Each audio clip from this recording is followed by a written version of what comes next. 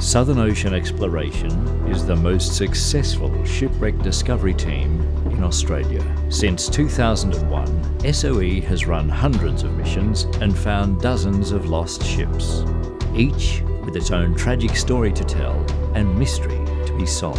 For the last 9 years, one ship has eluded them. The SS Coramba is Australia's most searched for shipwreck. Since she sank in a hurricane in 1934, many have tried to find her, but the Coramba refuses to reveal herself. It's going to take something special to find the ship the sea swallowed. Author and diver Des Williams began searching for the Coramba in 1989. He has written 2 books about the wreck and has become close friends with the relatives of those who perished. The Coramba was built in Scotland, a tough little vessel, well built in the Scottish style. In 1911 it was launched, and it was built at Troon in Ayrshire in Scotland by the Ailsa Shipbuilding Company, and they built a lot of beautiful little vessels, coastal vessels, made to order. She came to Melbourne in 1932 and commenced on that west coast run between Melbourne and Portland with a few ports in between. They had a terrific crew, and the master, of course, a very experienced man, John Dowling, was very familiar with the west coast ports. Normally I was only allowed to go to the top of the street, but this time I said, "Dad, let me come to the bus stop." He said no. He said, "Your mother would be worried." I said, "Oh, please." Eventually he gave in. He said, "You better go home now." I said, "No, let me wait for the bus." He kissed me goodbye and he got in the bus. And before that I said to him, "I wish you were home every night like other dads." He was cool, he was quietly spoken, and he also looked after his crew. He was a gentle man. The Coramba ran between Portland, Port Fairy and Warrnambool and Melbourne for about 2 years. A very busy schedule it ran. It was out early in the week from Melbourne and back again by the end of the week. Usually the crew had just a day and a half off at the weekend in Melbourne, and when the crew were often away for as much as 3 weeks, which is exactly what happened just before she was lost. One must think also that there was some urgency for everyone to get home. After 3 weeks at sea, they would have been all very keen to get home to see their families.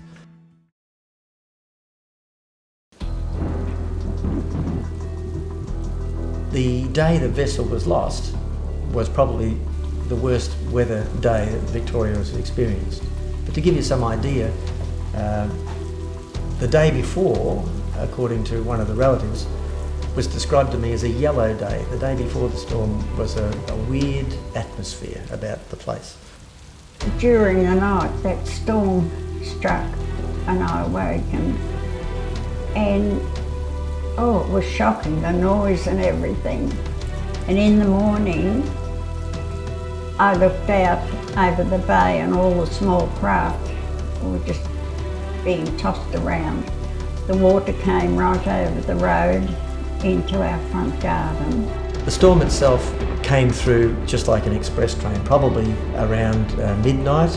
The ship itself would have been probably only just going around Cape Otway. So the stern of the vessel would have been facing the full blast of the southwest gale.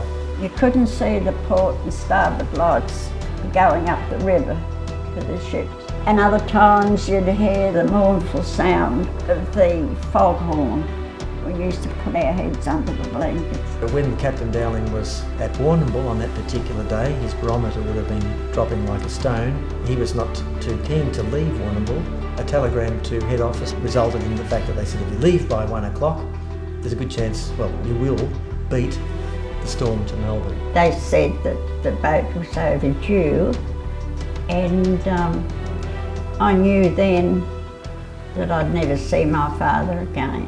The vessel would have had to make a 180-degree turn, which would have been the moment of truth. Low on coal, they've had to turn to go into Western Port, so they've waited till the tide was about to turn to take them in as well. And at the top of a wave, that's when these hurricane winds would have hit the side of the ship, and it appears that a massive wave has gone right over the bow of the ship as she was broadside onto the weather, and it's rolled over, blasting the lifeboats completely out of their davits, so there was no chance of launching a lifeboat. An appalling end, and probably very, very swift. Those poor buggers. They didn't have a chance, did they? I mean, you look at when you're right out here, what chance? When you look at it now, how peaceful it is, look. It's just beautiful. A few showers here and there, and the sea so flat. I'll see more when the boys come up. After the vessel had been sunk and vanished, only a week or so later, a commercial diver went out with some fishermen, and we believe, from his reports to the Marine Inquiry, he located the vessel lying in about 40 metres of water, only 2 kilometres or so off the Phillip Island coast. The commercial diver was diver John Edward Johnson, and he was probably the most famous commercial diver, certainly in Victoria, and pretty much right across Australia in the 1920s, 30s, 40s, even up to the 1970s. He was still diving when he was in his 60s. Most of the time, of course, as I was growing up, Dad was away probably 50% of the time, because all the work he did was always at Deal Island or in Bass Strait or a sunken ship somewhere. So we didn't see a great deal of him. Johnson's career was amazing. He had done all sorts of salvage work, from crawling up drain pipes underwater, salvaging shipwrecks, searching for bodies, searching for sunken aircraft, salvaging a great many ships during World War II with the Commonwealth Salvage Board. A spectacle for sightseers in Wellington and a headache for salvage experts, the Wanganella lay hard aground on Barrett's Reef from the night of January the 19th until February the 7th. Her position slowly changed, and on the night of February the 7th at 9 o'clock, with a tug pulling at her stern, she was free and afloat again. Captain MacDonald, who was in charge of the salvage operations, said that those who'd worked on the job deserved all praise. Especially Mr. Dilworth, Diver Johnson, Captain Derrick. His great fame came when he worked with Captain John Williams on salvage of gold from the Niagara, a vessel that was sunk off New Zealand in 1941, and they recovered millions of pounds worth of gold from that particular vessel. It was wartime, and there was $2.5 million worth of gold which was going to America to pay for munitions and things. That was the urgency of it. And they commandeered this old wrecked ship to work from. They were very lucky, really. They survived because it was a very old vessel, a bit like the ones that you cross the ground looking for. That lasted about 6 months, and they found most of the gold. I think there's still 5 bars over there that people are still looking for. He was diving in a diving bell in those days, not in his helmet diving suit, because it was 400 or 500 feet deep. That particular event gave him great notoriety. Johnson was never out of work, which is quite remarkable. Just outside Tokyo, there was a huge Japanese battleship mysteriously sunk during the war, and the Japanese had ideas of salvaging it. So they wanted Dad's advice on the best way of salvaging it. So my mother and my father, they had 3 months in Japan, and they were treated like lawns. They were driven around and wined and dined beautifully. He had a high profile because he was often in the paper making a statement about a shipwreck he'd been onto, or his great fight with an octopus or a shark or whatever. He was a great raconteur. One of the stories he told when they were up in New Guinea, they found a gigantic squid. Oh, when they did these diving jobs, before they went down, they would get a sheep or a bullock, a dead one, and put sticks of jelly in it and drop it down and wait for a while, and then off it goes, and that would repeatedly kill all the sharks off. He wasn't a very green person, but and a piece of a squid floated to the surface, one of the legs, and it was about that diameter. It must have been gigantic, yes. Mr. and Mrs. Johnson were our next door neighbour, and myself and my two brothers were always fascinated by the diving equipment that Jono would show us. Very bulky equipment, big helmets you could barely move, let alone put on your head. The hard hat equipment was basic by today's standards, but Dad preferred it because he could stay down all day and work all day. He never had much time for the scuba sets, to tell you the truth. He was a very, very kind man to us and a very thoughtful man, and really did go out of his way to please us. He was always very kind in writing to us in detail everything that he was doing in different places in the Pacific. He knew that we collected stamps, and he would go out of his way to send to us the first day covers from all the remote islands that were up in the Pacific. And I can remember we always waited very anxiously for the next letters to arrive. This one is from the Christmas Island, Indian Ocean.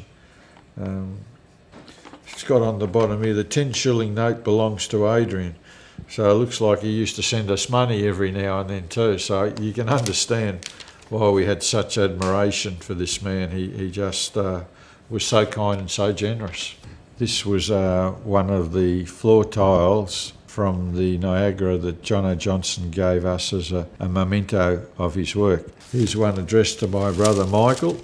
The plane was riddled with bullet holes and the engine shot to pieces. No sign of the pilot, probably devoured by the pigs.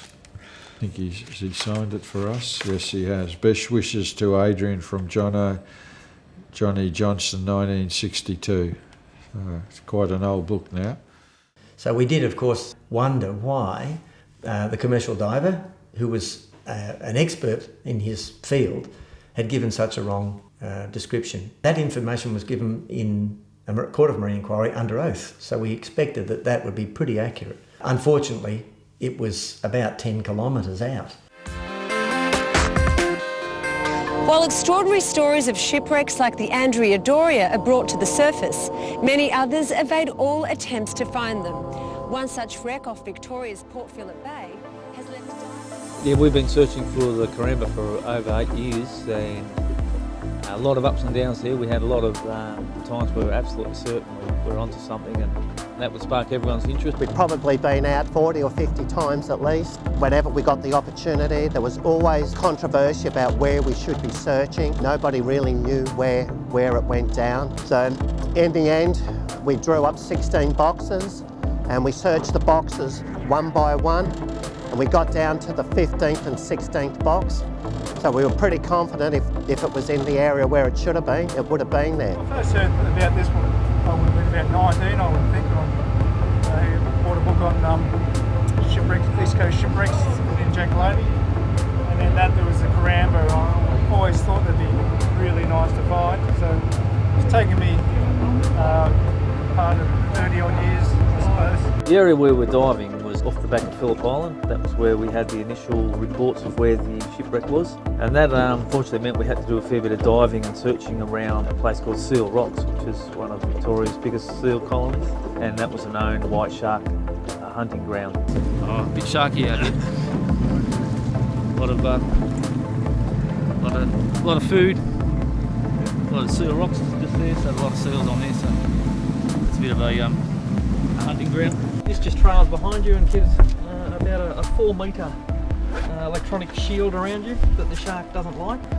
Apparently they've got receptors in their nose that are really sensitive to electricity, and this puts some sort of electrical pulse into the water and they won't come within it.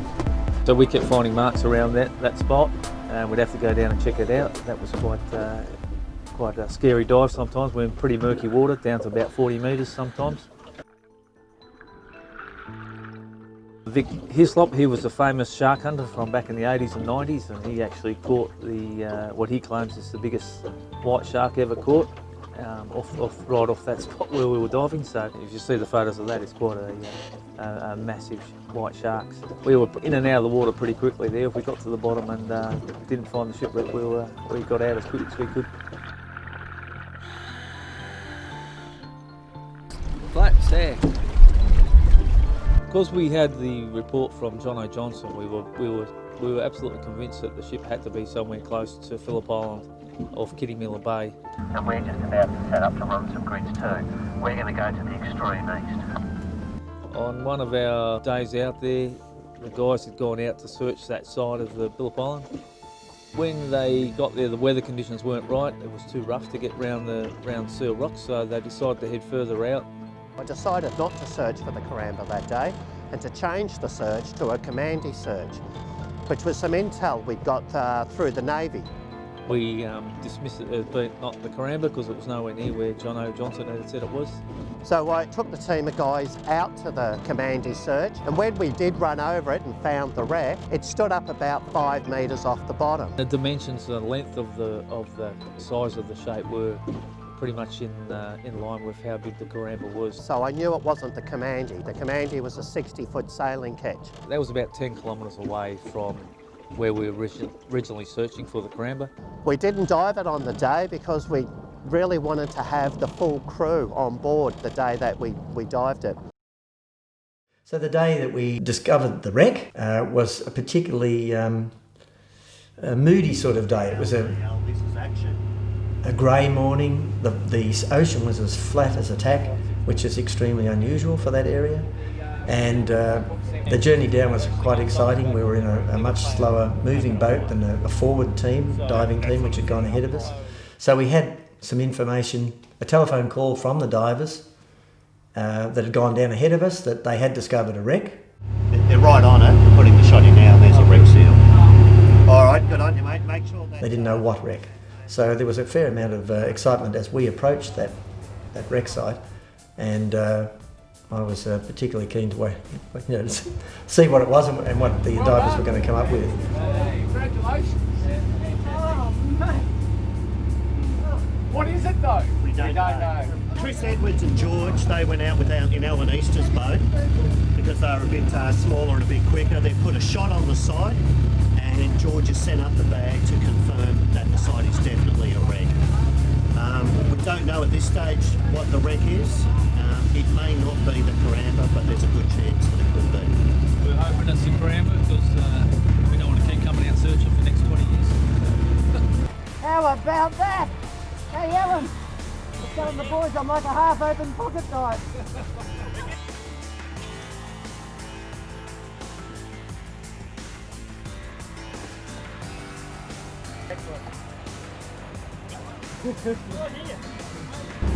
We're getting wet and it's there. Woo-hoo.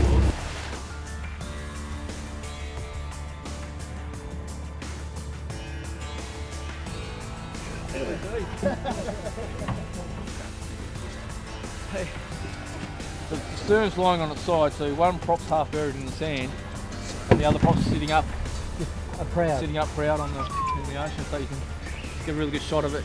Oh, it's definitely the Coramba. It's got the counter stern. Yeah, and the rudder and all that's still intact. The rudder's still intact. Yeah. Okay. But it looks like it's broken in half, and we couldn't really find the bow to make up what that was. Oh. But the stern's quite intact. I saw the boiler for the donkey engine. You did? Yeah, the boiler for the donkey engine, not the the other donkey boiler, the engine. main Okay, engine yeah. boiler. It's like the holes wrapped around it. Oh, right. So you got to sort of. Oh, wow. There's a lot of the holes still there. Yeah. It was a very special day for me because I was with a lot of good friends, and being a diver myself, I knew the technology that they had to get this end result. All high technology, and a lot of money had been spent. And of course, as a diver, I knew what they would be facing diving to 63 metres, which is a pretty deep dive. These guys are using mixed gases, and they're highly trained, and they're younger than me. And unfortunately, I had to sit on the boat and wait for their answer, but that was a particularly wonderful day, yeah.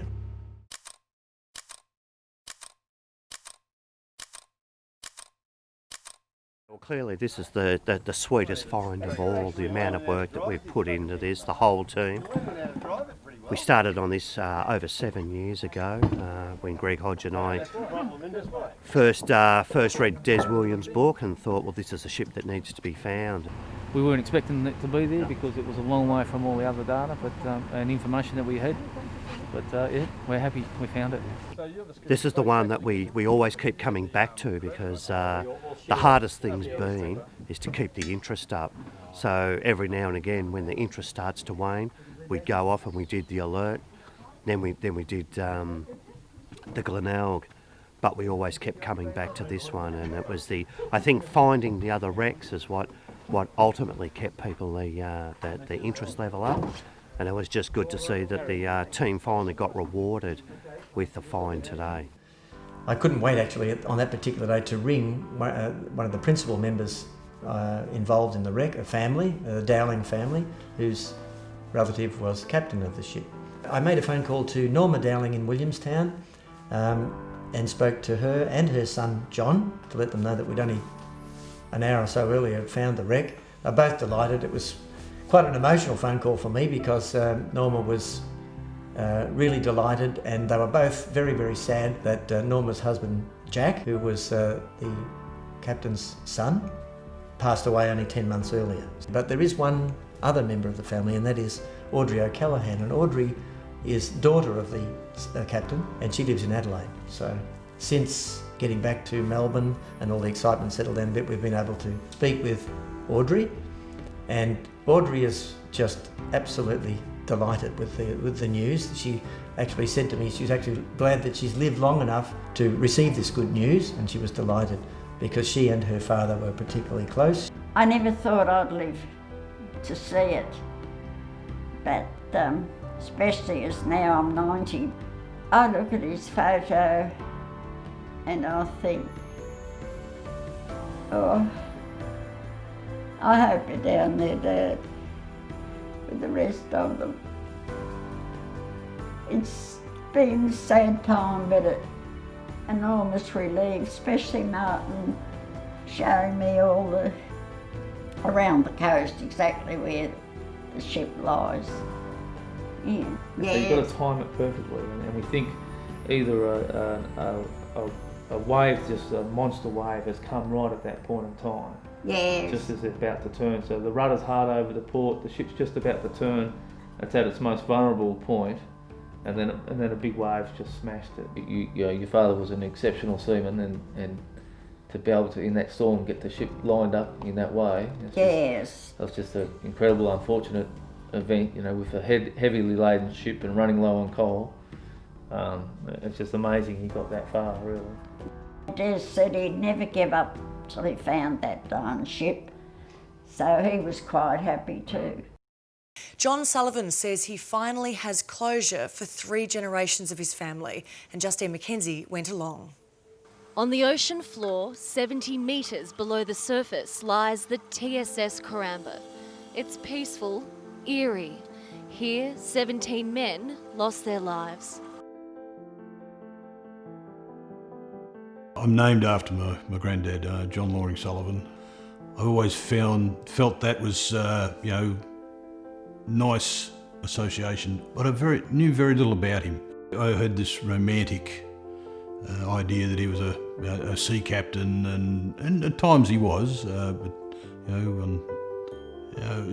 knowing very little about him, it was just added to the mystery, I think. The life jackets are in that white box just at the front of this little dinghy here. It's the same white box that was on Action. We've got a 4-man dinghy with oars. 12 months after we found it, we had a couple of requests from the descendants to place their relatives' ashes on the wreck. I actually knew very little about the Coramba when I was growing up. I knew my grandfather had died on a shipwreck, and it was probably surreal for a young kid growing up. I didn't think about it all that often, but when I joined the Navy, I thought more about it. When I got out of the Navy, I found a book one day that was written by Des Williams. It sparked an interest in me. I went and saw Des. I tracked him down and went and had a chat with him. Certainly much appreciated. I can't express the gratitude, from myself to be able to do this and connect me to Coramba in a way that I wouldn't normally get. We're here today to remember the 17 crew members who lost their lives on this exact location on the 30th of November in a fierce storm, 1934. Shortly we'll be interring the cremains on behalf of the Dowling families and the Sullivan family. We'll just leave a little tribute if we may. We're pretty much over the site now.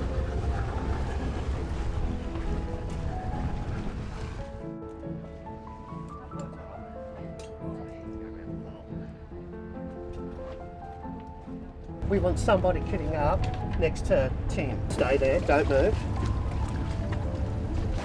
It's just level with the front of the boat. Go. Go. Go, Tim.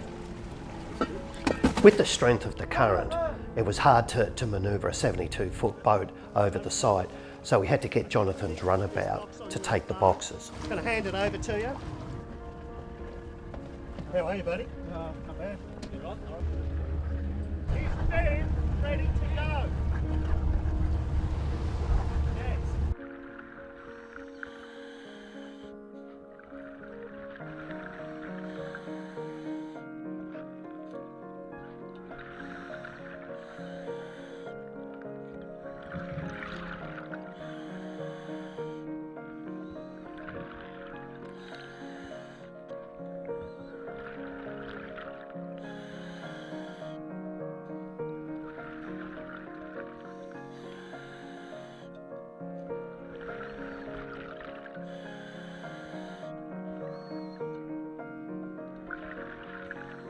The Dowling family are over the moon that this day's arrived and that Jack's ashes have been able to take it down. It's the same as your dad too. I mean, to have them both go down to the wreck, where it's a very special moment, probably for both of us. It is indeed. And both for the family too. We've spoken to Norma this morning, just after the ashes are going down, and she's delighted.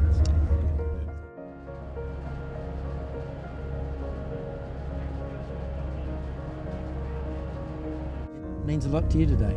It does indeed, yeah. Brings some finality to my family, and it's just thankful to SOE for allowing it to happen, for finding Coramba, and also providing the facilities today to have my dad's ashes placed on Coramba. So thank you. I got all teary when I was put him in the boxes yesterday, I can tell you. Both Jack and John. Thank you. Thank you very much. The sea is always connected. If your ashes are scattered at sea, doesn't matter where you are in the globe, you're still connected to the sea.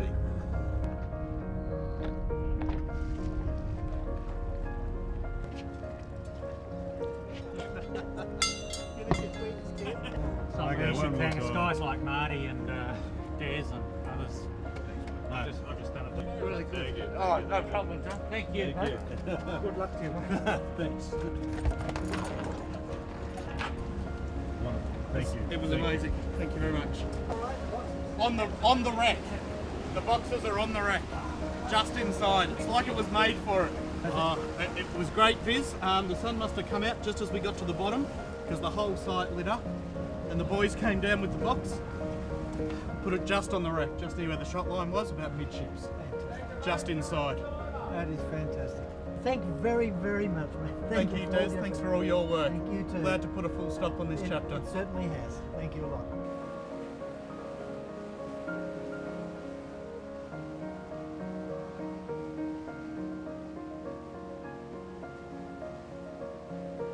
We need 3 or 4 empty ones with water in them for those that don't drink alcohol.